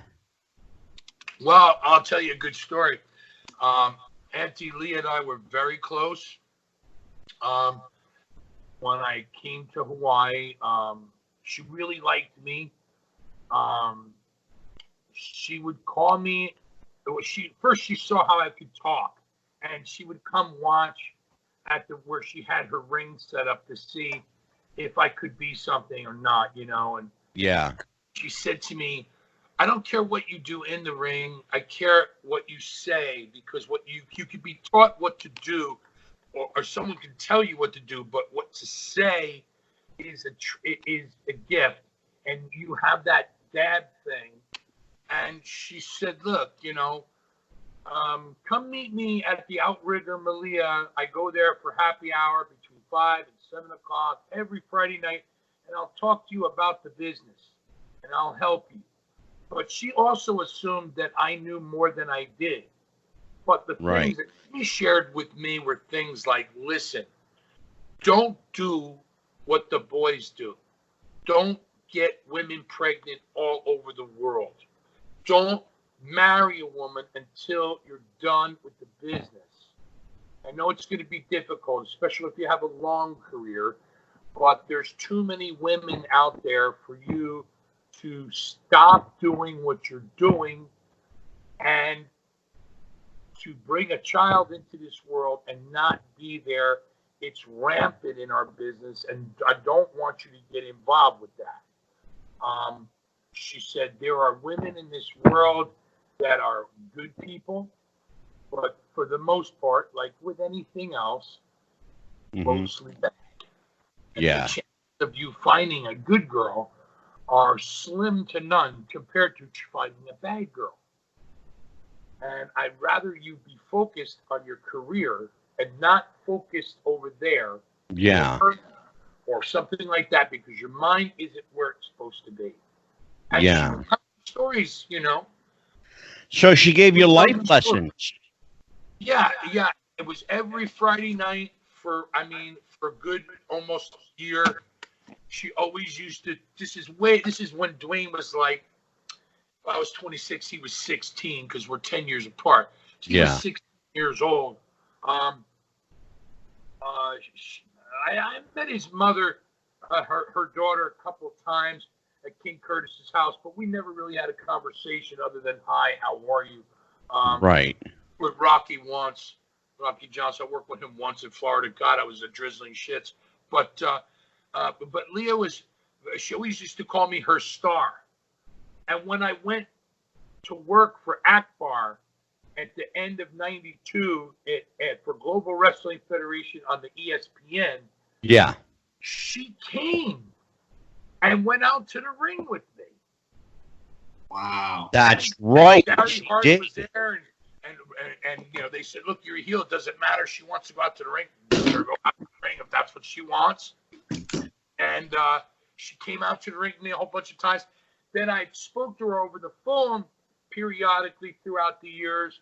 I did speak to her probably about a year before she passed, and then I saw her at one of the very first Yokozuna benefit memorial shows in 2001. Right. When I hurt my neck. I had my neck in the brace. It was right around September 2001.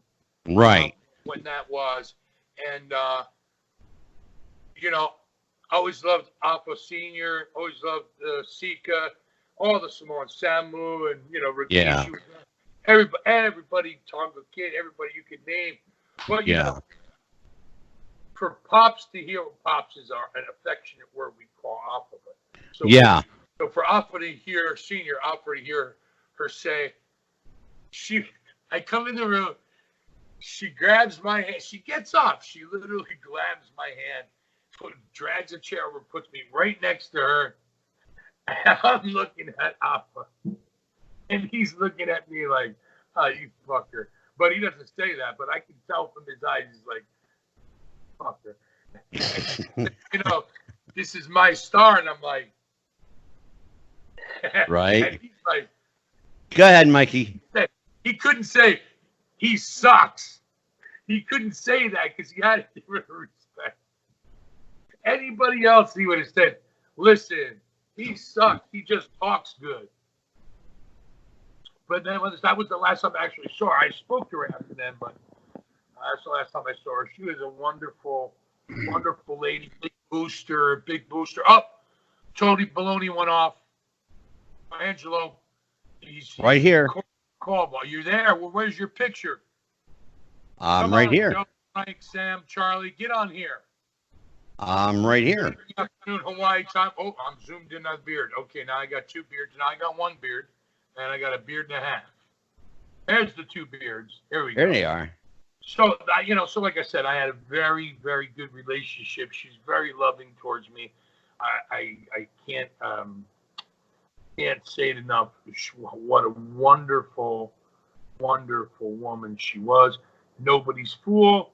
And I'll tell you what she told me. She said, one time she, came into a bar and found Uncle Peter. There was women around him. And she went over there and beat the shit out of like 7 women. I heard that story. And Go ahead, Mike. Peter was not afraid of anyone. He wasn't afraid of Andre. He wasn't afraid of anybody. And she told me, Uncle Peter, you know to run away from the because kill the best. That's how she used to talk. Oh, you did so good. You're my star.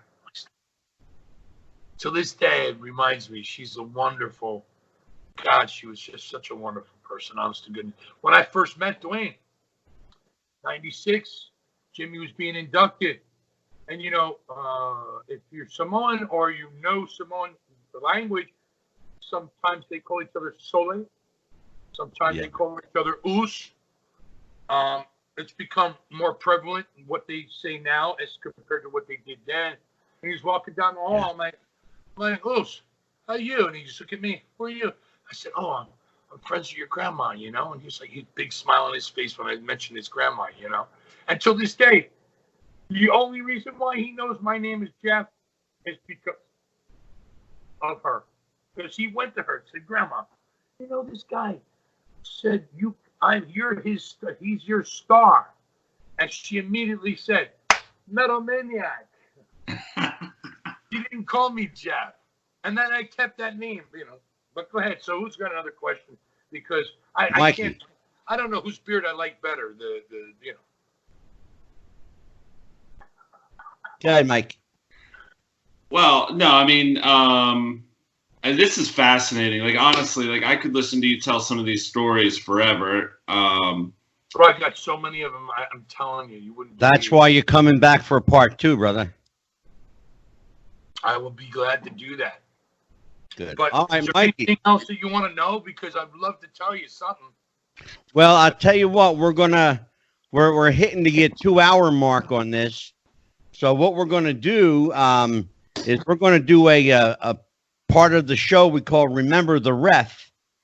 So I'll just tell you, Jeff, it's been a rough week for the show. My co-host passed away last week. Holy shit. Sorry Yeah, to hear that. and they laid him to rest on Saturday. And Mike and Jeff the Ref, as we called him, Jeff Robinson, was dear friends with Mike Kelleher. So Mike and I have decided to dedicate a segment each week called Remember the Ref. And so, Mike, you got a special story tonight. I do. I'm trying to pull up this photo real quick. But so Jeff the Ref, okay, he and I, since Jeff Miller, you're not maybe aware of this, but Jeff the Ref and I, we've known each other our whole lives, okay? Grew up together, played soccer, and there's memories I have that we're going to share over the years, but this guy was, as Angelo loved to call him, the guru who knew, the Encyclopedia Britannica of pro wrestling. The guru who knew, brother. Absolutely. Like, this guy, you could ask him anything. He would be marking so hard to get to hear some of these stories. Oh my God, yeah. So we lost a great mind, man. A great mind. Absolutely. And so, I'm pulling up this photo here, and please forgive me, but basically, we want to share a memory of Jeff the Ref. Okay. So this one, everybody has, not everybody, but most of us live to be 21 years old. And that's usually a milestone in your life. Like maybe 10th birthday, 16th birthday, maybe you get your driver's license, but 18 is a big one. and then 21 is like the end all be all. Okay. And the birthday where you lose your cherry, but that's besides the point. I don't know. So I'm trying to pull up this photo, because this will show you that Jeff the Ref had arguably the best 21st birthday party of anyone ever. Okay, so here's the photo here. Just give me 2 seconds, and I'm so sorry. I had this thing pulled up, and then That's all right. It kind of disappeared here. But this is a story that I went to his viewing and the funeral this past weekend, and after the viewing, I got some of the guys together, because he was involved with a lot of wrestlers down in Hampton Roads, Virginia, and I said, hey, why don't we go get some pizza and tell some Jeff the Ref stories? And this is one that no one knew, and I was shocked. So this is a good one, and anybody that knows Jeff or knew Jeff will get a kick out of this. So bear with me for just a second. This internet connection is so slow here, but just bear with me for just a second. While you're doing that, Mike, I'll tell everybody who we got coming up. Yes, please. Thursday night, we've got Cowboy Johnny Mantell and Manny Fernandez on March the 17th. Gotta love Manny. Oh, Manny will be here. We've got Bob Cook coming in, Daredevil Dave Dahl. I've got Bruiser Brody's wife coming in, Jeff, Barbara Goodish. Wow. She'll be here on the 24th. And a guy that may be near and dear to your heart, John McGuire, JJ McGuire, that wrote all the theme music for WWE, he and Jimmy Hart. Oh, okay. I didn't know that. Yeah, he'll be here on March the 26th. And if that were not enough. Let me tell you about Johnny Mantell. I went down to Global Wrestling Federation. I hit the ring at the wrong time, and Kerry Von Erich was down there with Black Bart, and they're having a thing, and everybody's supposed to hit the ring. I don't know why nobody else is coming. I'm telling it real quick. One thing leads to another. Finally, all the boys do get down there, because I was way early. I got a couple of shots in the head, like, what are you freaking doing? A big melee, whatever.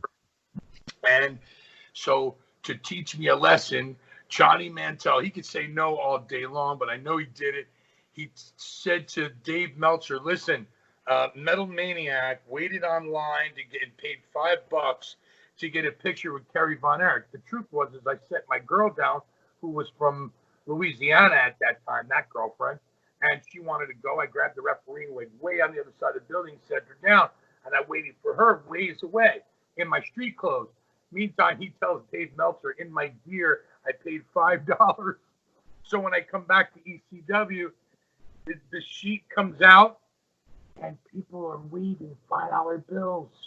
I mean, everybody was waving $5 bills. I literally lost my mind, and I was a complete rib, and I didn't even know it. And I know it was Johnny Mantell, because nobody else would want to say Johnny Mantell.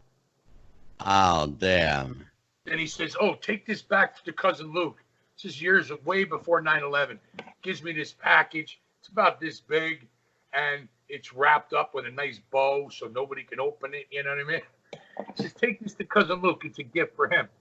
Well, I get it back to New Jersey. I give it to him. It's a fucking bag of smoke. Telling me to carry the smoke. What do I know? Yeah. Right. I'll take it up. Sure, no problem. God, Mikey, what do you got? You know, this is really pissing me off, because I had the photo pulled up here. Angelo, this is all your fault, because the staff work. This picture should have been posted up and immediately put in when we did this conversation. I can't believe you, Angelo. Well, it will appear tonight on the video, along with pictures of Metal Maniac and video clips of said Metal Maniac. Oh God, I don't know what video clips you're showing, but the ones that I sent you, at least I know it's livable. Well, I have one. I have one, Jeff. It's you and Jimmy working for Dino Santa in Williamstown, New Jersey. And that was the so-called $5,000 I Quit match. Wow, that was in the early 90s. It sure was, 1992. I was still wearing the black and pink. Yep. And I sent you a video of a match that's edited, meaning all the crap was edited out and just the action. Yeah. That was a Dino Sana show too. Yeah. That I sent you. And that one was a good one, and Jimmy worked his ass off. But I didn't know until then what I was doing. Before then, if that match you have was before that night, oh God, I must have been horrible. No, it was actually a really good match. Yeah, but you got to know Jimmy's probably holding me up. At least by the time that I did the match that I didn't, the one that I sent you two. One's a 3-part video, and one's just the wrestling, and it cuts from, getting in to going and doing bang, bang, bang. It shows the angle and everything, but it's cut. That's where I actually knew what I was doing. Yeah. So you talk about I still didn't know yet. Jimmy was take your hand, put it here, and do that. Take your hand and put it there and do that. And take your hand and put it there and do that. Exactly. That's how he taught me. Come on, brother, man. My beard is getting longer as we speak. All right, so I'm going to tell you this story. Go ahead. And then we can add the photo later. This is pissing me off so much. But so Jeff the Ref was turning 21 that day that WCW came to town in Virginia, Norfolk, Virginia. All right. So he got to the show, and he knew the hotel that the guys usually stayed at. So what does Jeff the Ref do but somehow work his way to the bar where usually the guys would go to? Yeah. And somehow or another, it came out that it was Jeff the Ref's birthday. And the guys were all happy for him. And they said, "How old are you?" He said, "Oh, I'm turning 21 today." And then a certain somebody, a 16-time world heavyweight champ by the name of Ric Flair, says, "This is what we're going to do. Uh-oh. We're going to pour it, and you're going to drink it." And that Jeff the Ref got obliterated with Ric Flair and a whole bunch of other WCW stars on his 21st birthday. Now, you find me something that has a better birthday than that. He's lucky I never got to meet Flair. Doesn't get any better than that, my friend. Well, there's a picture of the Ref and Flair together, so I will send that to you, and you can post that with this. I am so pissed off that I didn't get to. Oh, that's okay. We'll insert it in video. But tell me, Angelo, that post-production, bro. Absolutely. That's why we edit. Well, Jeff, listen, my friend, thank you so much for your time and the stories. Angelo, what do you call the name of your show? This is Wrestling with the Future. This is the Metal Maniac with Wrestling in the Future, and I'm on with the beard guy and the dummy from New York, and you have been watching the ultimate professional wrestling discussion right here, the Metal Maniac, and get it right, you chubby dummies, because I will come to your house, I will snatch you, and I will put you to sleep, and I will take your wife out for a piece of pizza. I cleaned that up. I didn't want his beard to go. On that note, for the Metal Maniac, Jeff Miller. Hawaiian papaya. Get a look for at Mad Mike Kelleher. This is Psychic Medium Angelo. Mike just flexed, and absolutely nothing happened. That's right. Until I see you guys next week. Same time, same podcast network. Tune back in and listen. For Wrestling with the You Future. be on the show, you better have Skype ready a month before. Otherwise, when they call you, you won't set the thing to go off and say it was like, I need Bing, bing, bing. Get up, get up, get up. Goodbye, everybody, and happy wrestling. And aloha.